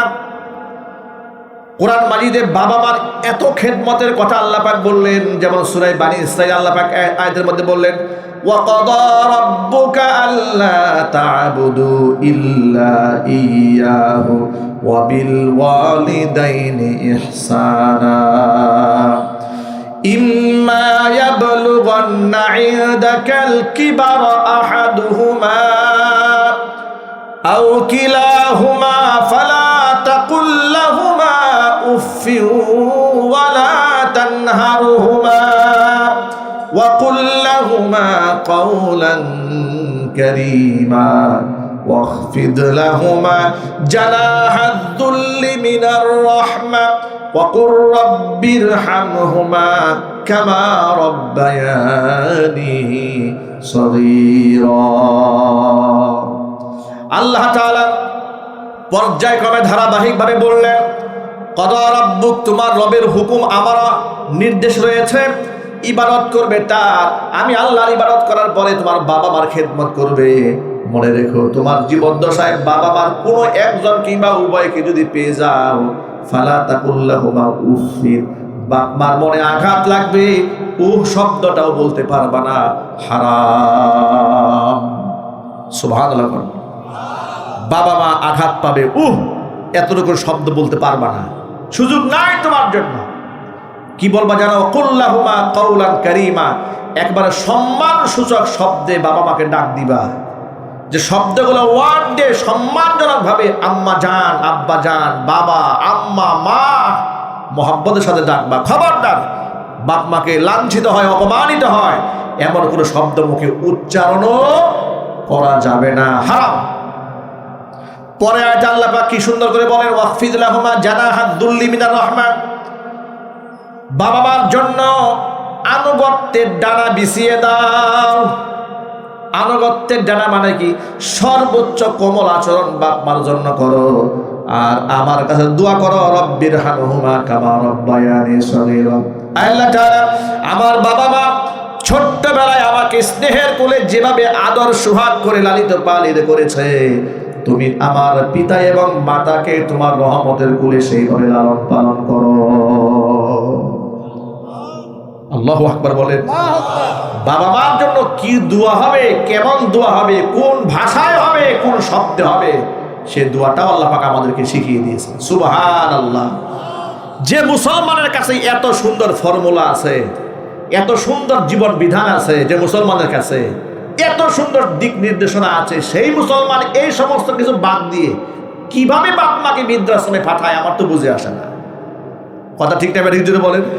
সেই মুসলমান কি করে বাপ মার সাথে খারাপ আচরণ করে, যে মুসলমানের কাছে আল্লাহ পাকের কোরআন থেকে এমন সুন্দর নসিহত আছে। সন্তান হয়ে বাবা মার বিচারও করা যায় না। বাবা মা এমন একটা জায়গা, বাপ মা যদি অন্যায় করে, আমি এখানে সম্ভবত এখানকার পরিচালক যিনি মোহাম্মদ আকবর হুসাইন, এই যে এখানে একটা বাণী লেখা দেখেছি, বাণীটা এতটা হৃদয়ে লেগেছে। তিনি বলেছেন, মা যদি পতিতাও হয়, মা যদি বেশ্যাও হয়, তারপরে সন্তানের কাছে মা মাই। ঠিক কিনা বলেন? তোমার মা মুশরিকাও যদি হয়, তোমার মা মুশরিক, আল্লাহকে বিশ্বাস করা তাও যদি হয়, নাস্তিকও যদি হয়, তারপরে তুমি সন্তান, তোমার কাছে তোমার মা মাই। আল্লাহু আকবার বলেন। তুমি সন্তান হয়ে ওই মায়ের বিচার করতে যেও না। ওই মাকে তুমি আদালতে উঠাতে যেও না, সালিশে দরবারে বসায়ও না। এই পাওয়ার তোমাকে দেওয়া হয় নাই। সন্তান কোনোদিন বাপ মার বিচার করতে পারে না। বাপ মা জালেম হলেও পারে না, বাপ মা কাফের হলেও পারে না। বাপ মা যদি নিকৃষ্টতম খারাপ মানুষ হয়, তারপরেও সন্তান বাবা মার বিচার করতে পারে না। সন্তান যেটা পারে, আল্লাহর কাছে তাদের জন্য দোয়া করতে পারে। ঠিক কিনা যদি বলেন। দ্বিতীয়, তাদের কাছে অনুরোধ করতে পারে। কি করতে পারে? বাবা মার কাছে অনুরোধ করা যায়, বাবা মাকে নির্দেশ দেওয়া যায় না, বাপ মাকে হুকুম করা যায় না, বাপ মার কাছে আবেদন পেশ করতে হয়। জোরে করে আল্লাহু আকবার। একটা হাদিস শরীফ থেকে আপনাদেরকে প্রমাণ শোনায় দেয়। আবু হুরায়রা রাদিয়াল্লাহু তাআলা আনহু, হুজুরের বিখ্যাত সাহাবী। এই পৃথিবীতে যত হাদিস আমরা আপনাদের সামনে শোনাই, সব চাইতে বেশি হাদিস বর্ণনা করেছেন, তার নাম হযরত আবু হুরায়রা রাদিয়াল্লাহু তাআলা আনহু। ইসলাম কবুল করার পরে মাত্র 4 থেকে 5 বছর রাসূলের সান্নিধ্য পেয়েছেন। মাত্র 4 থেকে 5 বছর সান্নিধ্য পাওয়ার পরে দুনিয়ার সবচেয়ে বেশি হাদিস একাই বর্ণনা করেছেন। রাসূল বলেন সুবহানাল্লাহ। আবু হুরায়রা রাদিয়াল্লাহু তাআলা আনহু একদিন রাসূলের সামনে কান্নায় ভেঙে পড়লেন। কান্না করতে করতে এলেন। নবীজি সাল্লাল্লাহু আলাইহি ওয়াসাল্লাম আবু হুরায়রাকে ডাক দিয়ে বলছেন, আবু হুরায়রা কি হয়েছে, কান্না করো কেন? আবু হুরায়রা বলছেন, আমার মা আমাকে মেরেছে। হুজুর বলেন, আবু হুরায়রা, মা তোমাকে মেরেছে, আমার কাছে বিচার দিয়ে এসেছো। মনে রেখো, তোমার মা তোমাকে মেরেছে, তোমার মায়ের ব্যাপারে আমি মুহাম্মদ সাল্লাল্লাহু আলাইহি ওয়াসাল্লাম কোনো হস্তক্ষেপ করার অধিকার রাখি না। একটু বুঝতে পেরেছেন কথার গভীরতা কোথায়? নবী করিম সাল্লাল্লাহু আলাইহি ওয়াসাল্লাম, যিনি হা বললে হালাল হয়, না বললে হারাম হয়ে যায়। আল্লাহু আকবার বলেন। যিনি হা বললে হালাল হয়, না বললে হারাম হয়। শারিয়ে শরিয়াত, শরীয়ত প্রণেতা আল্লাহ পাক যাকে বানিয়ে দিয়েছিলেন, এত শান এত মান, জমিনে যিনি হাঁটলে প্রচন্ড গরমের মধ্যে আকাশের মেঘমালা যাকে ছায়া দিয়েছে, মৃত গাছ যার সম্মানে জিন্দা হয়ে তাকে ছায়া দান করেছে। জোরে বলেন সুবহানাল্লাহ। হাতের আঙুলে ইশারা চাপ দ্বিখণ্ডিত হয়েছে। কাল কিয়ামতের ময়দানে যার সুপারিশ সারা বিচার কার্য শুরুই হবে না।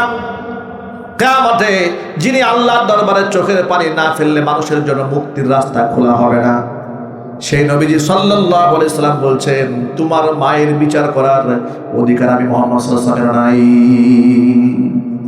আবু হুরায়রা রাদিয়াল্লাহু তাআলা আনহু বলছেন, আল্লাহর নবী, আমি আমার মায়ের নামে আপনার কাছে নালিশ কিংবা বিচার দেওয়ার জন্য আসি নাই। হুজুর বললেন, তাহলে কেন বিচার দেওয়ার জন্য, তাহলে কেন এলে? আবু হুরায়রা রাদিয়াল্লাহু তাআলা আনহু বলছেন, ও আল্লাহর নবী, আমার মা আমাকে জিজ্ঞেস করেছে বাড়ি ফিরতে দেরি হয়েছে কেন। জবাবে বলেছি যে মুহাম্মদ সাল্লাল্লাহু আলাইহি ওয়াসাল্লামের দরবারে হাজির হলে জীবন ধন্য হয়ে যায়, তার দরবারে তো ছিলাম, এই জন্য আসতে দেরি হয়ে গেছে। আমার মা মুশরিকা, আপনার নাম শোনা মাত্র তেলে বেগুনে জ্বলে উঠেছে, আমাকে মেরেছে, বৃদ্ধ মানুষ মেরেছে, আবার আপনাকেও গালমন্দ করেছে। আমি আপনার কাছে একটা আবেদন নিয়ে এসেছি, ইয়া রাসূলুল্লাহ, আপনি তো মুস্তাজাবুদ দাওয়া, দোয়া করতে দেরি হয়, কবুল হতে দেরি হয় না, আপনি আমার মায়ের জন্য দোয়া করেন, আল্লাহ রাব্বুল আলামিন যেন আমার মাকে হেদায়েত নসিব করে দেন। আল্লাহর নবী আল্লাহর কাছে দোয়া করে বললেন, আল্লাহুম্মা হাদি উম্মা আবি হুরায়রা, আল্লাহ তাআলা তুমি আবু হুরায়রার মাকে হেদায়েত দান করো। এই দোয়াটা মুখ থেকে বের হতে না হতে আবু হুরায়রা হুজুরের দরবার থেকে বের হয়ে রাস্তায় এমন জোরে দৌড় দিয়েছেন। সম্মানিত একজন মানুষ, সাহাবীদের মধ্যে মর্যাদাপূর্ণ, দুনিয়ার সবচেয়ে বেশি হাদিস বর্ণনাকারী সাহাবী, 5374টা হাদিস একাই বর্ণনা করেছেন। তিনি যখন হঠাৎ করে দৌড় দিয়েছেন, সাহাবাইকে মনে করেছে নিঃসন্দেহে আবু হুরায়রার মনে কোনো বিপদ হয়েছে। জামা টান দিয়ে ধরেছে, দাঁড়াও আবু হুরায়রা, যাও কোথায়, কোনো মুসিবত নাকি? বলেন, জামা টেনে ধরো না, আমাকে ছেড়ে দাও। কেন দৌড়াও, কোনো মুসিবত হয়েছে নাকি? বলে না, মুসিবত হয় না, তাহলে এইভাবে পাগলের মতো দৌড়াও কেন? আমার নবীজি আমার মায়ের জন্য দোয়া করেছে, আবু হুরায়রার মাকে আল্লাহ তুমি হেদায়েত দান করো। আমি দৌড়ায় দেখতে চাই আমি আগে আমার বাড়িতে পৌঁছায় যেতে পারি নাকি আমার নবীর দোয়া পৌঁছায় যায়। এরপর আবু হুরায়রা রাদিয়াল্লাহু তাআলা আনহু বলেন, আমি দৌড়াতে দৌড়াতে ঘরের সামনে গেলাম, ঘরের দরজা ভিতর থেকে নক দেওয়া। আমি যখন নক দিলাম বাহির থেকে, ভেতর থেকে আওয়াজ এলো, আমার মা বলছেন, আবু হুরায়রা তুমি দাঁড়াও, আমি আসতেছি। আর হযরত আবু হুরায়রা বলেন, আমার মায়ের কণ্ঠের আওয়াজ শোনা মাত্র আমি বুঝতে পারলাম ওই শব্দের মধ্যে কুফুরির কোনো কর্কশতা ছিল না, ওই কণ্ঠের মধ্যে হেদায়েতের নমনীয়তা ছিল। আমার মা আমার জন্য দরজা খুলে দিলেন। তাকিয়ে দেখি আমার মা সদ্য গোসল করে এসেছে, গোসলের পানি তার সাদা চুল বেয়ে বেয়ে পড়ছে। আমার মা আমাকে ডেকে বলছেন, আবু হুরায়রা তোমাকে মারার পরে আমি দারুণভাবে অনুতপ্ত হয়েছি, আমি লজ্জিত হয়েছি, আর ভেবেছি নিজেকে ধিক্কার দিয়েছি যে আমার ছেলে তো কোনো খারাপ মানুষের কাছে যায় নাই, এই পৃথিবীর শ্রেষ্ঠ মানুষের খেদমতে হাজির হয়েছে। আমি আমার সন্তানটারে কেন মারলাম, কেন আঘাত করলাম, কেন বাজে কথা বললাম, আমি বড় অনুতপ্ত হয়েছি। আবু হুরায়রা তোরে সাক্ষী রেখে আজকে আমি কালিমা পড়ে মুসলমান হয়ে গেলাম। আবু হুরায়রা রাদিয়াল্লাহু তাআলা আনহুর মা দোয়া করলেন, আর সাথে সাথে কালিমা পড়ে নিলেন, আশহাদু আল্লা ইলাহা ইল্লাল্লাহু ওয়াহদাহু লা শারীকা লাহু ওয়া আশহাদু আন্না মুহাম্মাদান আবদুহু ওয়া রাসূলুহু। আবু হুরায়রার মা ইসলাম ধর্ম গ্রহণ করেছে। এই আনন্দে আত্মহারা হয়ে আবু হুরায়রা দৌড়ে আবার রাসূলের সামনে এসে হাজির, এসে বলেন, ইয়া রাসূলুল্লাহ, বড় আনন্দের ব্যাপার, আপনার দোয়া আল্লাহ তাআলা কবুল করেছেন, আমার মা কালিমা পড়ে মুসলমান হয়ে গিয়েছে।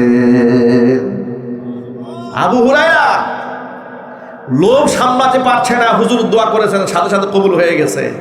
আবু হুরায়রা রাসূলের কাছে একটা দাবি জানায় বসেন, হে আল্লাহ রাসূল, আপনার কাছে আবার আরেকটা দাবি আছে। হুজুর বলেন, কি দাবি বলো? যে আপনি তো আমার মায়ের হেদায়েতের জন্য দোয়া করেছেন, আমার মা হেদায়েত প্রাপ্ত হয়েছে, আপনার কাছে আমার আরেকটা চাওয়া আছে। কি চাওয়া? আপনি আবু হুরায়রা রাদিয়াল্লাহু তাআলা আনহুর সাথে তার মা যখন কুফরি অবস্থায় খারাপ ব্যবহার করেছিলেন, নবীজি সাল্লাল্লাহু আলাইহি ওয়াসাল্লাম শোনার পরে বলেছেন, আবু হুরায়রা, তোমার মায়ের বিচার করার অধিকার আমার নাই। তাহলে একটু বুঝেন বাবা মার স্টেজটা কত উপরে। বাবা মার স্টেজ, তাদের আসন, তাদের মর্যাদা, তাদের দারাজাত কত উপরে। মুহাম্মদ সাল্লাল্লাহু আলাইহি ওয়াসাল্লাম যেখানে বলেন যে বাবা মার বিচার করার অধিকার আমার নাই, সুবহানাল্লাহ বলবেন না ভাই? আবু দাউদ শরীফে একটা হাদিস আপনাদেরকে শোনাচ্ছি। আবু দাউদ শরীফের হাদিসের মধ্যে এসেছে, জাবের রাদিয়াল্লাহু তাআলা আনহু হাদিসের রাবী, তিনি বলেন, জনৈক ব্যক্তি রাসূল পাক সাল্লাল্লাহু আলাইহি ওয়াসাল্লামের কাছে হাজির হলেন, এসে বলেন, ইয়া রাসূলুল্লাহ, আমার ঘরে আমার স্ত্রী সন্তান আছে, কিন্তু আমার বাবা আমার পকেটের টাকা খরচ করে আমার পারমিশন ছাড়া। নবী বুঝতে পারলেন বাবার নামে বিচার নিয়ে আসছো। ওই যে বাবা পকেট থেকে টাকা খরচ করে, বাবার নামে নালিশ নিয়ে গেছে ছেলে। হুজুর সাল্লাল্লাহু আলাইহি সাল্লাম তার জবাবটা কি দিলেন শোনেন, বিচারের রায়টা কি দিলেন, যে বাবা তোমার পকেটে টাকা নাই? বলে হ্যাঁ নাই। আনতা ওয়া মালুকা লিওয়ালিদিকা, বেটা শুধু তোর পকেটে টাকা কেন, তুই নিজে এবং তোর যাবতীয় সব সম্পদ তোর বাবার মালিকানা। সুবহানাল্লাহ বলতে পারেন না আপনারা? সাহাবী তো, লোকটা তো বিচার দিয়েছে যে আমার বাবা আমার পকেটের টাকা নিয়ে যায় আমার পারমিশন ছাড়া। রাসূল বলে, বেটা শুধু পকেটের টাকা কেন, তুই নিজে আনতা ওয়া মালুকা, এবং তোর সমস্ত সম্পদ লিওয়ালিদিকা, তোর বাবার। চিল্লায় কোন আল্লাহু আকবার। অথচ আমরা আমাদের সম্পদে বাবা মার যে হক আছে এটা তো মনেই করি না, ঠিক কিনা বলেন? আমরা মনে করি আমার সম্পদে আমার বউর হক আছে সবার আগে, আমার ছেলে মেয়ের হক আছে, শ্বশুরের হক আছে, শাশুড়ির হক আছে, কপাল পুরান, বা শুধু বাপ্পার হকটাই রাখেন, ঠিক না ঠিক? অথচ নিজের কষ্টার্জিত সম্পদের মধ্যে সবার আগে বাবা মার হক। এটা আমার বানানোর কথা নয়, এটা কোরআনের কথা। সূরা বাকারা আল্লাহ পাক বলেছেন, ইয়াসআলুনাকা মাযা ইউনফিকুন কুল মা আনফাকতুম মিন খায়রিন ফালিল ওয়ালিদাইনি ওয়াল আকরাবিনা ওয়াল ইয়াতামা ওয়াল মাসাকিন ওয়া ইবনিস সাবিল ওয়া মা তাফআলু মিন খায়রিন ফাইন্নাল্লাহা বিহি আলিম।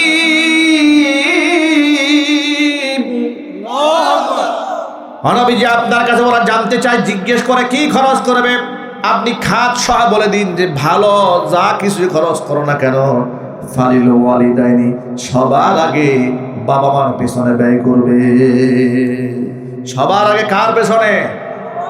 সবাই একটু জোরে বলেন ভাই। সেই বাবা মা আমাদের জান্নাতে যাওয়ার মাধ্যম, আমাদের জান্নাতে যাওয়ার সিঁড়ি। ওই সিঁড়ি আমরা ভাঙতে চাই না। এই যে শীতের দিন এসছে, সবচেয়ে দামি উন্নত মানের শালটা মাকে উপহার দেব, বাবাকে উপহার দেব, বলেন না ইনশাল্লাহ? সুন্দর চাদরটা মায়ের ঘরে বিছাবো। আমি নিজে দেখেছি, আমাকে এক ভদ্রলোক নিজের বাড়ির দাওয়াত দিয়েছে। হুজুর মানুষ তো কত জায়গায় দাওয়াত দেয়।